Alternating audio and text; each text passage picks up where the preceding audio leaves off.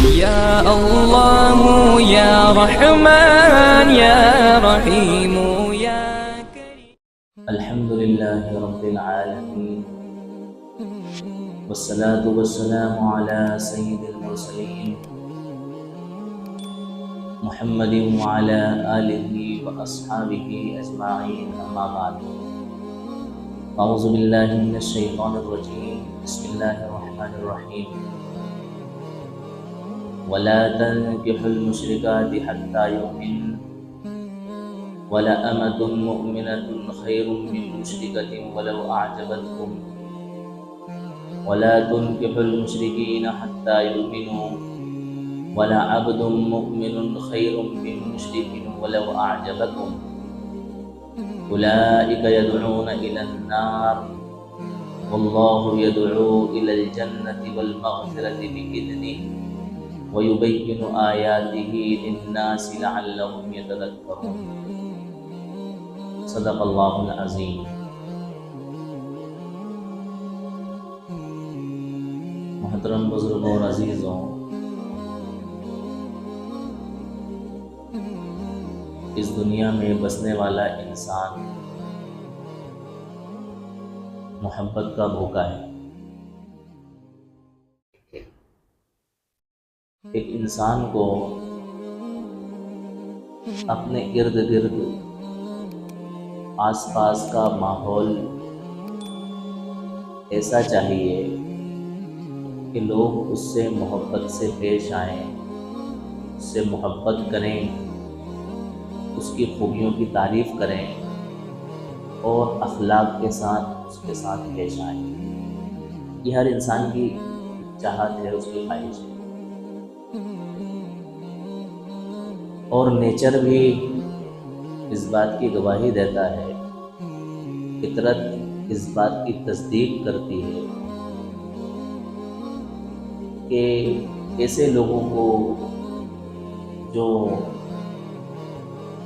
محبت بھرے انداز میں لوگوں سے گفتگو نہیں کرتے یا اچھے اخلاق کے ساتھ لوگوں سے پیش نہیں آتے، یا جن کی طبیعت میں سخت مزاجی ہوتی ہے، بد مزاجی ہوتی ہے، کج مزاجی ہوتی ہے، معاشرہ ایسے افراد کو قبول نہیں کرتا.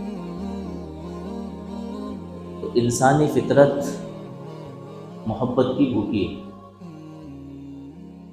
اس لیے انسان اپنی خوشی میں ایسے لوگوں کو شریک کرتا ہے جو لوگ اس سے محبت کرتے ہیں، اس کو پسند کرتے ہیں. ہم نے اور آپ نے یہ خوب اچھی طرح سے دیکھا ہے کہ بعض مرتبہ ہمارا کوئی خوشی کا موقع ہوتا ہے اور ہم ہر اس انسان کا جس سے تھوڑا سا بھی ہمارا دلی تعلق ہوتا ہے اس کو دعوت پہنچاتے ہیں، اپنی فہرست اور لسٹ میں اس کا نام لکھتے ہیں. بڑے پیارے آدمی ہیں، ان کو تو مجھے اپنے پروگرام میں بلانا ہے، دعوت دینا ہے.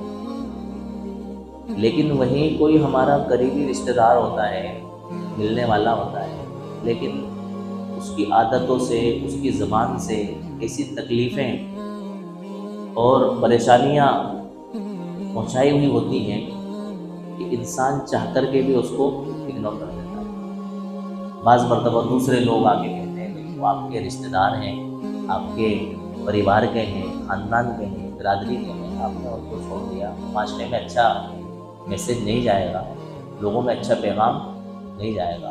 آپ ذرا ہماری طرف دیکھتے ہوئے ہماری بات مان لیجئے، ان کو بھی انوائٹ کر دیجیے. سمجھدار انسان ہوتا ہے، چلو ٹھیک، ان کو بھی انوائٹ کر دیں. لیکن وہ بھی نہ سمجھ ہوتا ہے، اپنی اکڑ میں ہوتا ہے تو کہتا ہے نہیں ان کو میں نہیں بلاؤں کیونکہ انہوں نے فلاں موقع پر مجھے ایسا کہا تھا، اسی بد زبانی میرے ساتھ کی تھی، مجھے گالی بکی تھی، مجھے یہ کہا تھا، وہ کہا تھا وغیرہ. تو انسان اپنے خوشی کے لمحات میں ان لوگوں کو جوڑتا ہے جن سے وہ کیا کرتا ہے، محبت کرتا ہے. یہ محبت کبھی اختیاری ہوتی ہے، کبھی غیر اختیاری ہوتی ہے. غیر اختیاری محبت کا مطلب یہ ہے کہ کچھ رشتہ دار اس کے ایسے ہیں جو اس کے اختیار سے اس کے رشتہ دار نہیں بنے، بلکہ اس کے بس میں تھا ہی نہیں، لیکن غیر اختیاری طور پر اس کے کیا بنے؟ رشتہ دار بنے۔ جیسے ماں باپ، بھائی ہر انسان کے ماں باپ بہت زیادہ عزیز ہوتے ہیں اور ان سے قریب رشتہ اور ہوتا ہی نہیں، لیکن یہ انسان کی اپنی مرضی سے اپنے اختیار سے رشتہ نہیں بنا ہے، یہ اللہ کی مرضی سے اللہ کے اختیار سے ہی رشتہ بنا ہے۔ ان سے انسان محبت کرتا ہے، ان کو اپنی خوشیوں میں شریک کرتا ہے۔ اب ان ماں باپ کے توسط سے جتنے رشتہ دار بنے ہیں وہ سب بھی کیسے بنے؟ غیر اختیاری بنے۔ کبھی انسان کو آپ نے دیکھا ہے کہ پیدا ہونے کے بعد میں اس نے کہہ دیا کہ بھئی میں تو جو ہے نا ماں کا آپشن بدلنا چاہتا ہوں، مجھے یہ والی ماں پسند نہیں ہے بلکہ دوسری ماں مجھے چاہیے؟ ایسا نہیں ہوتا کہ مجھے میرے نانا پسند نہیں ہے، نانی پسند نہیں ہے، مجھے میری خالہ نہیں سمجھ میں آتی ہیں، مجھے میری پھپھو سمجھ میں نہیں آتی ہیں، مجھے میری بہن سمجھ میں نہیں آتی ہیں، مجھے میرے بھائی سمجھ میں نہیں آتی، لہٰذا میں ان سے اپنا بھائی کا اور بہن کا رشتہ ختم کرتا ہوں، ان کی جگہ پہ کسی اور کو میں اپنی بہن بناتا ہوں، کسی اور کو بھائی بناتا ہوں۔ ایسا نہیں۔ تو انسان اپنے غیر اختیاری رشتہ داروں کو اپنی خوشی میں کیا کرتا ہے؟ شریک کرتا ہے۔ اور ایک رشتہ انسان کا ایسا ہوتا ہے جو اختیاری ہوتا ہے، انسان کے اپنے اختیار میں، وہ ہے رشتہ نکاح۔ یہ غیر اختیاری نہیں ہے کہ زبردستی تھوپ دیا گیا، زبردستی مسلط کر دیا گیا۔ پہلے کے زمانوں میں تو ایسا ہوتا تھا کہ ماں باپ نے جو رشتہ طے کر دیا اس رشتے پر اولاد قائم ہوتی تھی، دادا دانی نے رشتہ طے کر دیا، نانا نانی نے رشتہ طے کر دیا، اولاد اس پر قائم ہوتی۔ حالانکہ اس کو بھی مسلط ہونا نہیں سمجھا جاتا کہ زبردستی مسلط کر دیا گیا، تھوپ دیا گیا، کیونکہ جو چیز زبردستی تھوپی جاتی ہے، مسلط کی جاتی ہے، وہ زیادہ لمبے ٹائم چلتی نہیں، اور اگر چل رہی ہے تو وہ یک طرفہ سمجھوتے سے چلتی ہے۔ کچھ آگے پیچھے کی اینچ پینچ، مجبوریاں، کچھ ارد گرد کی باتیں، کچھ بہت زیادہ اس کے اندر سوچ بچار، کبھی بچوں کے مسائل ہیں، کبھی ماں باپ کی طرف سے دباؤ ہے، محبت بھرا پریشر ہے کہ بیٹا نبھا لو، کبھی سسرال والے بہت اچھے ہیں، ان کی طرف دیکھتے ہوئے کہ بھئی سب تو لوگ اچھے ہیں، صرف ایک ہی نکما انسان اس گھر میں اگر پیدا ہو گیا ہے تو ٹھیک ہے، اس کو کیا کر لو، قبول کر لو۔ لیکن حقیقت یہ ہے کہ یہ رشتہ انسان کے اپنے اختیار میں ہے، اپنی پسند سے، اپنی چوائس سے اس رشتے کو انسان کیا کرتا ہے؟ منظور کرتا ہے، قبول کرتا ہے۔ جہاں اس کا من مانتا ہے، والدین کا من مانتا ہے، پریوار کے لوگوں کا من مانتا ہے، اسی جگہ پر رشتہ ہو جاتا ہے۔ اور اتفاق سے اگر وہ رشتہ منچاہا نہ ہو، اور یہ دونوں طرف سے ہو سکتا ہے، لڑکے کی طرف سے بھی ہو سکتا ہے، لڑکی کی طرف سے بھی ہو سکتا ہے، یہ رشتہ اختیاری نہ ہو، کسی کے دباؤ اور پریشر میں آ کر کے اس رشتے کو فوری طور پر قبول کر لیا گیا ہو، وہ رشتہ زیادہ لمبے ٹائم ٹکتا اور چلتا نہیں۔ ایسے واقعات ہمارے آپ کے سامنے ہیں۔ بھائی لڑکے نے اپنے اختیار سے رشتہ کر لیا، لڑکی بھی پسند آ گئی، گھر والوں کو بھی پسند آ گئی، لڑکی والوں کو بھی لڑکا پسند آ گیا، اور لڑکی نے اپنے ماں باپ سے بھی کہہ دیا کہ ہاں ٹھیک ہے میرا رشتہ یہاں کر دو، لیکن لڑکی کو یہ رشتہ پسند اندر سے نہیں تھا۔ ایسا ہوتا ہے، بعض مرتبہ لڑکے کو رشتہ پسند نہیں تھا، لیکن ماں باپ کے احترام میں، ان کی عزت میں وہ کھل کے منع نہیں کر سکا کہ مجھے یہ رشتہ پسند نہیں۔ اب نکاح ہو گیا، ان کی پسند کوئی اور تھی، ان کی پسند کوئی اور تھی۔ اب ظاہر سی بات ہے ایسے موقع پر یہ رشتہ بہت لمبے ٹائم ٹکنے والا اور چلنے والا نہیں۔ یہ چند سالوں کے بعد، مہینوں کے بعد، دنوں کے بعد اس رشتے میں کھٹاس پیدا ہوگی، اور لا محالہ یہ رشتہ 99% چانس اس بات کے ہیں کہ ٹکنے کے بجائے اور آگے بڑھنے کے بجائے رشتہ ٹوٹ جائے گا، اور کیا ہو جائے گا؟ ختم۔ تو میں یہ کہہ رہا تھا کہ رشتہ نکاح انسان کے اپنے اختیار سے وجود میں آتا ہے، اور رشتہ نکاح کی بقا کے لیے جہاں بے شمار چیزیں دیکھی جاتی ہیں، سمجھی جاتی ہیں، وہیں ایک چیز ہے باہم، یعنی کہ آپس میں میاں بیوی کے درمیان ایک عقیدے کا ہونا، عقیدہ ایک ہونا. میں مسلمان تو جس سے میرا رشتہ ہو رہا ہے وہ بھی کیا ہو؟ مسلمان. جو عقیدہ میرا ہے وہی عقیدہ کس کا ہو؟ جس لڑکی سے میرا رشتہ ہو رہا ہے اس کا ہو. یہاں میں آپ کو ایک بات اسی بات کے درمیان میں واضح کرتا چلوں. دیکھو، مسلمان ہونے کا مطلب تو یہ ہے کہ آپ نے اللہ تعالیٰ کے ایک ہونے کا اقرار کر لیا اور اللہ تعالیٰ کے علاوہ جتنی دنیا میں طاقتیں اور نقشے پائے جاتے ہیں ان سب کا انکار کر دیا کہ سب کچھ کس سے ہوتا ہے؟ اللہ تعالیٰ سے ہوتا ہے. مرنا ہے، آخرت ہے، جنت ہے، جہنم ہے، اللہ تعالیٰ کے سامنے حساب اور کتاب ہونا ہے. یہ آپ کے مسلمان ہونے کی دلیل ہے. آپ نے رسول اللہ صلی اللہ علیہ وسلم کو تسلیم کر لیا کہ اللہ کے رسول آخری نبی ہیں، پیغمبر ہیں، اللہ کے رسول ہیں، ان کی رسالت برحق ہے، جو پیغامات ان کو دیے گئے ہیں وہ اللہ کی طرف سے ہیں.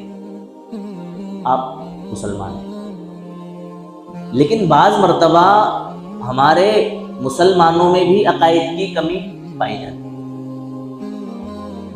اور عقیدہ اسلام کے اندر سب سے بنیادی چیز ہے. آپ کا عقیدہ درست تو سب کچھ درست. اگر آپ کا عقیدہ اونچا نیچا تو آپ کا سارے مسائل دین کے کیا ہوں گے؟ اونچے نیچے ہو جائیں گے.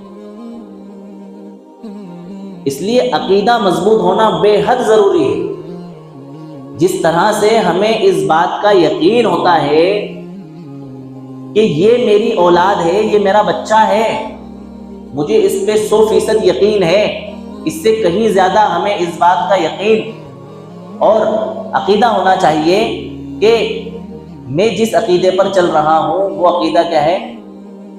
صحیح ہے، منزل من اللہ ہے، اللہ اور اس کے رسول کا بتایا ہوا ہے، یہی برحق. اب میں عقیدے کے تعلق سے آپ کو بات کروں تو ہم مسلمانوں میں بیشتر افراد آپ کو ایسے مل جائیں گے جن کا عقیدہ درست نہیں.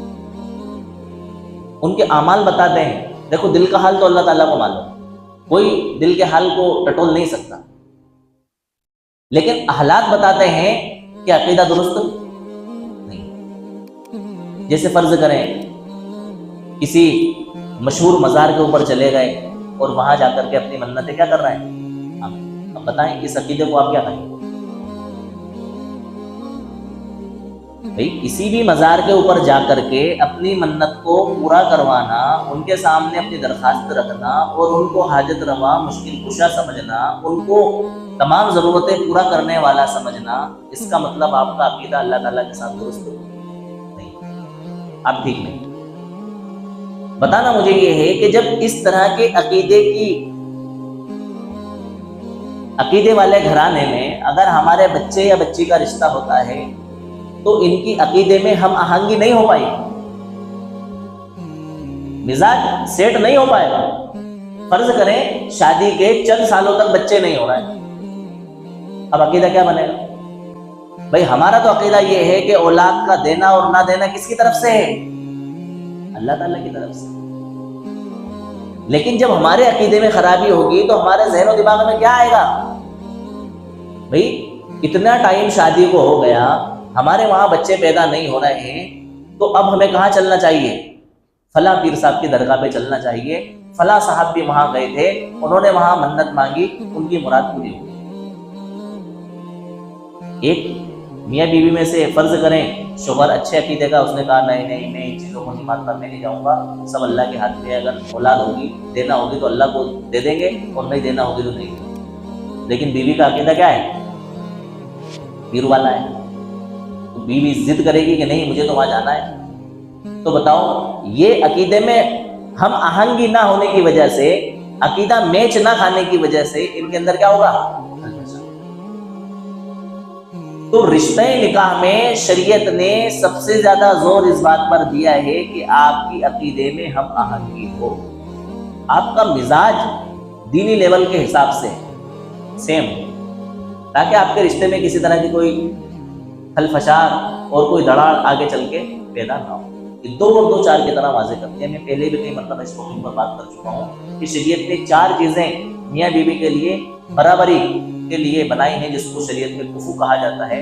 ان 4 چیزوں میں کم و بیش 19-20 چل سکتا ہے. میاں بیوی کا ہم پلہ ہونا کیا ہے؟ اصل میں مجھے بتانا یہ ہے کہ جب وہ انسان جو اپنے آپ کو مسلمان تصور کرتا ہے، مسلمان خیال کرتا ہے، سب اس کو مسلمان سمجھتے ہیں، ہم بھی مسلمان سمجھتے ہیں، اگر اس کے عقیدے میں 19-20 فرق آتا ہے تو اس 19-20 فرق کی وجہ سے میاں بیوی کے رشتے میں پریشانیاں پیدا ہو سکتی ہیں. تو ایسا عقیدہ جس کا اسلام سے دور دور کا کوئی واسطہ ہو ہی نہیں سکتا، ایسا رشتہ اگر ہو جائے تو بتاؤ میاں بیوی کے درمیان میں اتفاق بن پائے؟ ان کا رشتہ لمبے ٹائم چل پائے؟ کسی بھی صورت میں نہیں چل سکتا. اصل میں میری تقریر کا ٹاپک ہے آج کا لو جہاد. ابھی آپ نے چند دنوں پہلے سنا ہوگا کہ مہد پور کے اندر یہ جو گنپتی کی مورتی کو یہ لوگ آخری اس پہ لے کر کے جاتے ہیں اور پھر بعد میں کسی ندی میں یا تالاب میں اس کو ٹھنڈا کر کے آتے ہیں، بہا کے آتے ہیں، جو بھی ان کا اپنے زبان میں ہے. تو اس موقع پر ایک بڑی حرکت یہ ہوئی کہ کچھ لوگوں نے لو جہاد کا پتلا پھونکا. اسی دن میرا یہ دماغ میں یہ بنا کہ میں آج لو جہاد کے ٹاپک پر کیا کروں. اصل یہ نہیں ہے کہ لو جہاد کا پتلا پھونکا یا اس کو جلایا تو اسلام کو انہوں نے ٹھیس پہنچائی، یہ اس کا ہرگز مقصد نہیں ہے. اس کا مقصد صرف ایک ایسا شوشہ کھڑا کرنا اور ایسا پوائنٹ زندہ کر دینا جس کی وجہ سے دوسرے لوگ بھی یہ کام کرنے لگ جائیں اور اس کی وجہ سے مسلمانوں کو ذہنی طور پر پریشان کیا جائے، ان کو تکلیف میں اور تشویش میں مبتلا کیا جائے. میں نے مناسب سمجھا بھائی یہ لو جہاد ہے کس بلا کا نام، اس کو اپن آج کے ٹاپک میں بیان کرتے ہیں. لو کا مطلب تو ہم سمجھتے ہیں محبت، پیار، اور جہاد کا مطلب ہوتا ہے کوشش. جس چیز کو ان لوگوں نے لو جہاد کا نام دیا ہے، اسلام کے اندر اس کا کوئی تصور اور کوئی وہم و خیال بھی دور تک اس کا تصور نہیں ہے کہ کسی کو شادی کے بہانے سے اسلام کے اندر کنورٹ کیا جائے، اس کے مذہب کو تبدیل کیا جائے. ایسا دور تک نہیں ہے. بلکہ اگر کوئی انسان صرف اس لیے اسلام قبول کرے کہ میں کسی مسلمان لڑکی سے شادی کر لوں، یا کوئی مسلم لڑکی غیر مسلم لڑکی اس لیے اسلام قبول کر لے کہ میں کسی مسلم لڑکے سے شادی کر لوں، صرف شادی کے لیے اسلام اگر ان کا وہ لوگ قبول کریں تو ایسے اسلام کی شریعت میں کوئی گنجائش نہیں ہے. اور وہ اگر اسی حالت میں مر جائیں، مطلب ان کا عقیدہ درست نہ ہو اور وہ اپنے آپ کو مکمل اسلام کے اندر داخل نہ کریں، ان کا مقصد صرف شادی کرنا تھا، تو ان کے ساتھ نفاق کا خطرہ ہے. اور کہیں ایسا نہ ہو کہ آخرت کے اندر ان کا ایسا اسلام ان کے اوپر مانے. شریعت میں ایسا کوئی حکم نہیں ہے، بلکہ منع کیا گیا ہے. اگر شریعت میں کسی کے مذہب کو تبدیل کرنا اسلام میں لانے کے لیے، شادی کرنے کے لیے اگر صحیح ہوتا تو اسلام اس کو سراہتا، اس کے بارے میں ذکر کرتا کہ اگر کوئی انسان اس لیے شادی کرنا چاہتا ہو، اس لیے اسلام قبول کرنا چاہتا ہو کہ وہ کسی مسلم سے شادی کر لے، اس کو اجازت ہے. ایسا پورے قرآن و حدیث میں کہیں بھی نہیں، بلکہ اس طرح کے عمل کو شریعت میں ناپسند کیا گیا ہے. فتح مکہ سے پہلے سن 8 ہجری کے اندر فتح مکہ واقع ہوا ہے.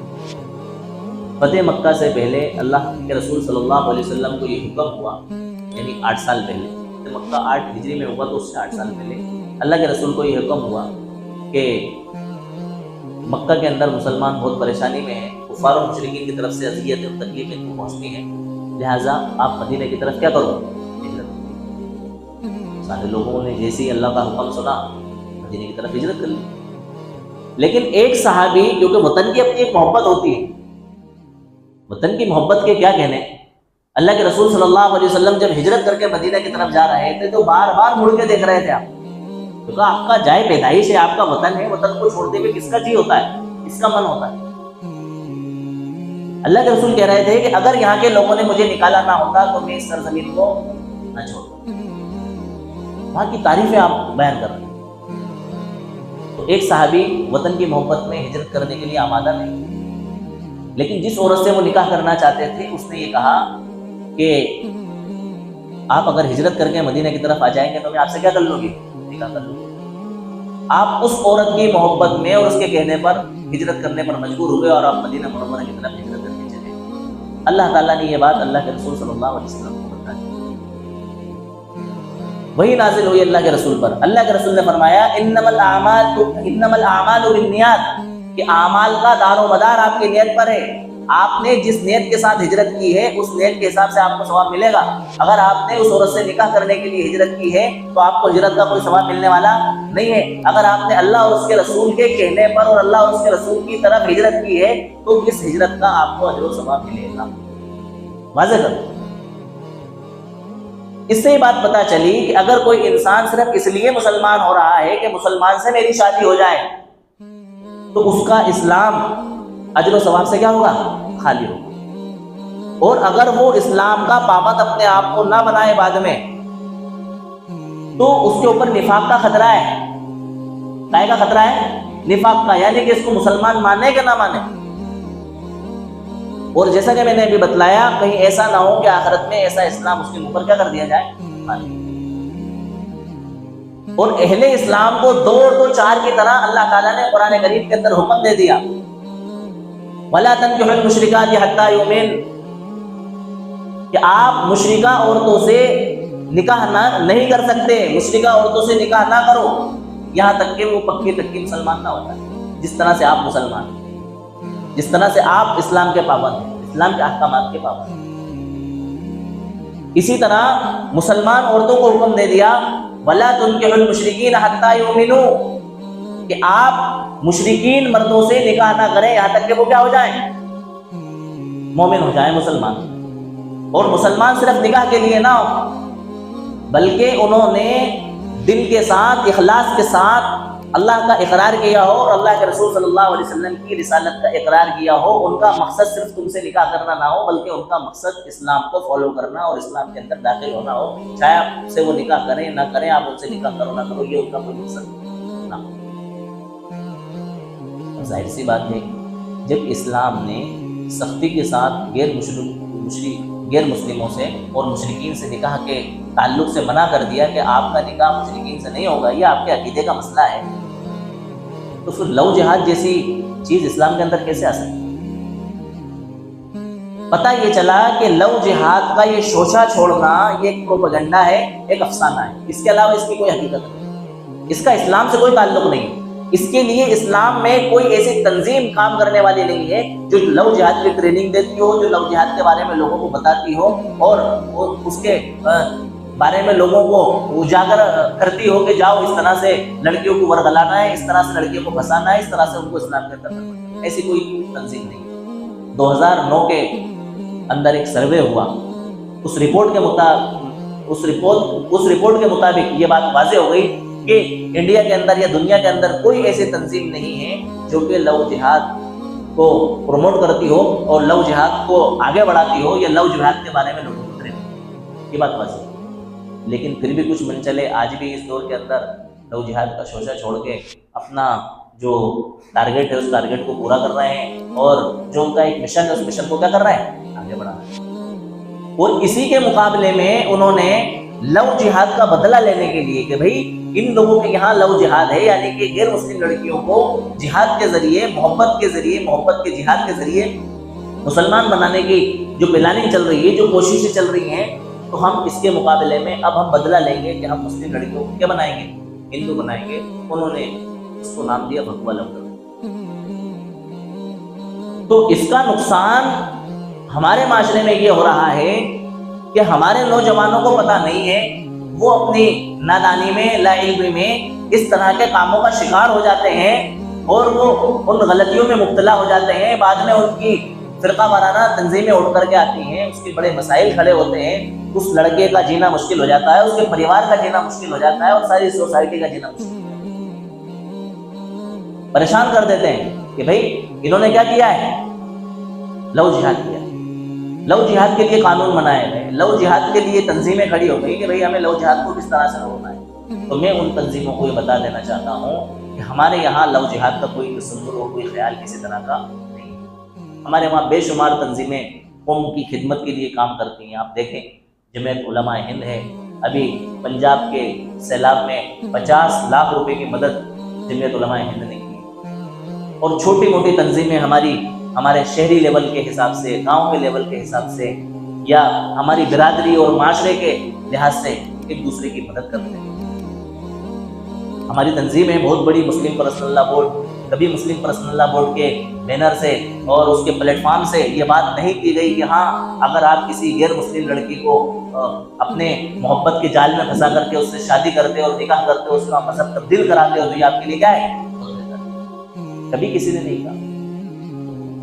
تو اس کا نقصان یہ ہو رہا ہے کہ لو جہاد کا شوشہ چھوڑ دیا گیا کہ بھئی ان لوگوں کی یہ نظر ہے کہ ہماری غیر مسلم لڑکیوں کو, ہماری بہنوں کو, ہماری بیٹیوں کو یہ کیا کرنا چاہتے ہیں, مسلمان بنانا چاہتے ہیں. اب ہمارے یہاں کے ہمارے برادران وطن غیر مسلم بڑے بھولے بھالے, سیدھے سادے, جیسا ان کو گھما دیا جائے, جیسا ان کو پلٹ دیا جائے وہ گھوم جاتے ہیں.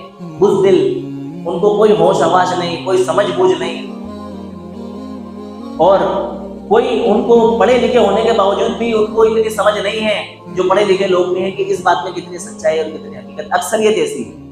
کچھ اچھے بھی ہیں جن کو ساری جانکاری ہے, سمجھ بوجھ ہے, اچھے بھی ہیں. میں ایک صاحب سے کل تذکرہ کر رہا تھا, میں نے کہا یار دیکھو ابھی جو ہے نا نیپال کے حالات بہت خراب ہیں, وہاں کی حکومت کا تختہ پلٹ ہو گیا. اس سے پہلے بنگلہ دیش کے اوپر ایسے حالات آئے, اس کے بعد جو ہے شری لنکا کے اوپر ایسے حالات آئے اس سے پہلے. تو میں نے کہا اب اپنے پڑوسی ملک پاکستان کے اندر ایسے حالات آ سکتے ہیں اور پھر کہیں نہ کہیں اپنا نمبر آ جائے گا. تو انہوں نے یہ بات بولی کہ اپنے وہاں یہ نہیں ہوگا, اور یہی بات میں بھی بولنا چاہتا تھا. میں نے کہا کیوں نہیں ہوگا, تو انہوں نے میں نے خود بولا, ان کو جواب دیا. میں نے کہا اپنے وہاں اس لیے نہیں ہوگا کہ ہم یہاں دو کمیونٹی کے لوگ ہوتے ہیں, ایک کو مسلم کہتے ہیں, دوسروں کو ہندو کہتے ہیں.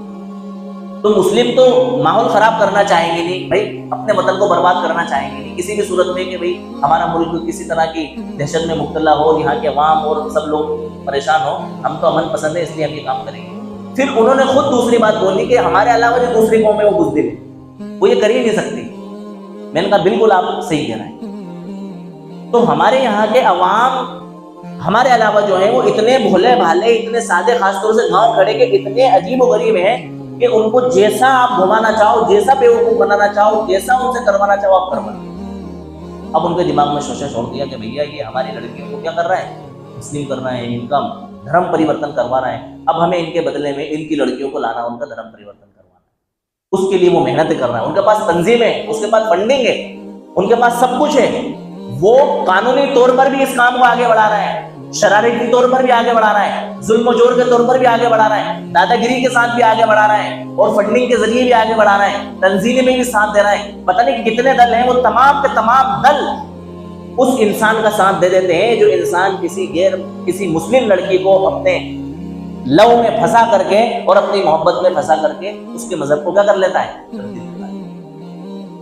مطلب سوچنے والی بات ہے. اور یہ چیز کوئی نئی چیز نہیں ہے, پرانے زمانے سے چلے آ رہی ہے. مخلوط ماحول ہے, ہندو مسلم سب ساتھ میں رہتے ہیں. یہ ایک دوسرے کے ساتھ اگر کوئی انسان دل دے بیٹھتا ہے, ایسے واقعات پیش آتے ہیں, پہلے بھی آئے ہیں. لوگ دلیلیں دیتے ہیں کہ اکبر بادشاہ نے جودھا بائی سے نکاح کیا تھا, تو بھیا یہ بات بھی آپ سمجھ لو کہ اکبر بادشاہ نے کوئی زور زبردستی اپنی طاقت کے بل بوتے پر جودھا بائی سے نکاح نہیں کیا تھا, بلکہ خود راجپوتوں نے اپنی رضامندی سے جودھا بائی کو اکبر کے نکاح میں دیا تھا. زبردستی تھوڑی نکاح کرا تھا. اور اکبر بادشاہ کوئی ہمارے لیے آئیڈیل تھوڑی ہے کہ اکبر بادشاہ بہت دیندار مسلمان تھا, یا اکبر بادشاہ نے جو دین اسلام لوگوں کو دکھایا وہی سارا مذہب اور اسلام. اکبر بادشاہ ہمارے لیے کوئی آئیڈیل نہیں. اکبر بادشاہ کا جودھا بائی کے ساتھ نکاح ہونا یہ اس بات کی دلیل نہیں ہے کہ ہم لوگ کیا کرتے ہیں, لو جہاد کرتے ہیں یا ہندو لڑکیوں کو پھنساتے ہیں اور ان کو کیا کرتے ہیں, زبردستی ان کا مذہب پریورتن کرواتے ہیں, دھرم پریورتن کرواتے ہیں. یہ کوئی دلیل نہیں. یا جس طرح سے یہ سیلیبریٹ لوگ, ہیرو لوگ جو غیر مسلموں سے شادیاں کر رہے ہیں, یہ ان کی اپنی مرضی کا سودا ہے. یہ اسلام کے اندر قابل قبول نکاح اور شادی نہیں ہے. یہ ہمارے لیے آئیڈیل اور نمونہ نہیں ہے. ہمارے لیے آئیڈیل ہمارا قرآن اور حدیث ہے, اللہ اور اس کے رسول کی تعلیمات ہے. اللہ اور اس کے رسول کی تعلیمات میں ہمیں ایسا کوئی حکم نہیں ملتا ہے. یہ تو عقیدے اور دین کا مسئلہ ہے, اس کے اندر کوئی زور زبردستی چل بھی نہیں سکتی. تو میں کہہ رہا تھا کہ وہ اس کے بدلے میں انتھک کوششیں کر رہے ہیں کہ کس طرح سے مسلم عورتوں کو پھنسایا جائے. ہم مطلب بدلہ لینے کی اس میں ہیں کہ بھئی انہوں نے پہلے بے شمار عورتوں کا مذہب پریورتن کروایا جب ان کی حکومتیں تھیں، مغلوں کی حکومتیں تھیں. اس طرح سے اتہاس اور ہسٹری کو بیان کیا جاتا ہے.